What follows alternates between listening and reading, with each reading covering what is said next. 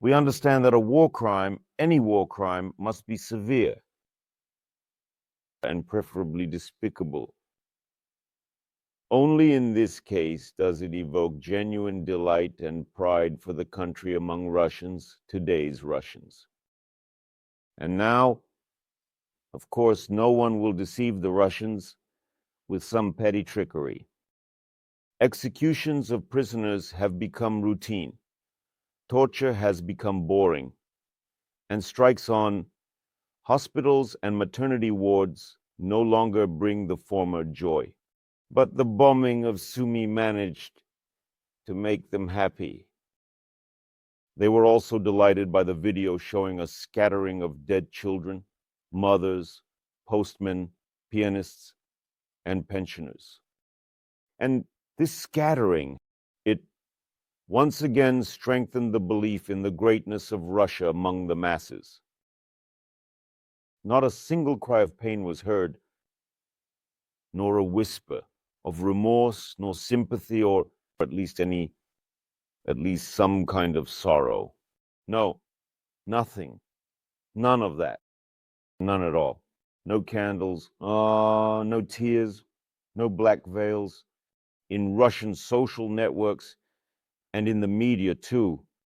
However, it's not just about crimes. In Ukraine, they evoke such delight, receive such wild applause, and cries of encore. No, no. This monstrous story in Chechnya, in Achkoy Martin, with the corpse of a 16-year-old.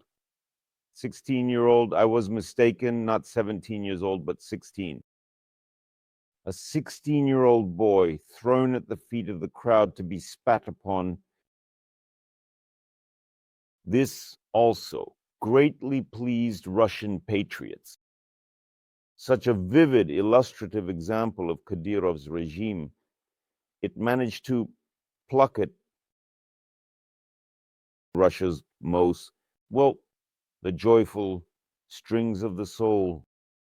How exactly Russian patriots reacted to this death, and not even the death itself, but the desecration of the corpse, can also be seen on my Telegram channel.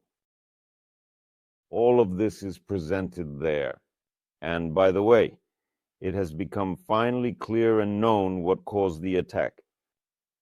Indeed, 16 years old, Eskakan Kumashev, a Chechen, brave, daring, simply a Chechen who does not know how to swallow insults. He was humiliated, insulted, spat upon by two policemen who demanded that he open the contents of his phone, and they did this in a monstrously rude manner. Well, and of course, being a temperamental and very proud boy, Esker Khan managed to find a dagger somewhere and return to avenge this humiliation. That is, I would say that this is quite a story in the spirit of the standard for Caucasian customs, quite literary, and at least definitely not political, definitely not controlled by some devils from the outside or from abroad. Nevertheless, his body and his relatives and the property of these relatives were subjected to such humiliation and mockery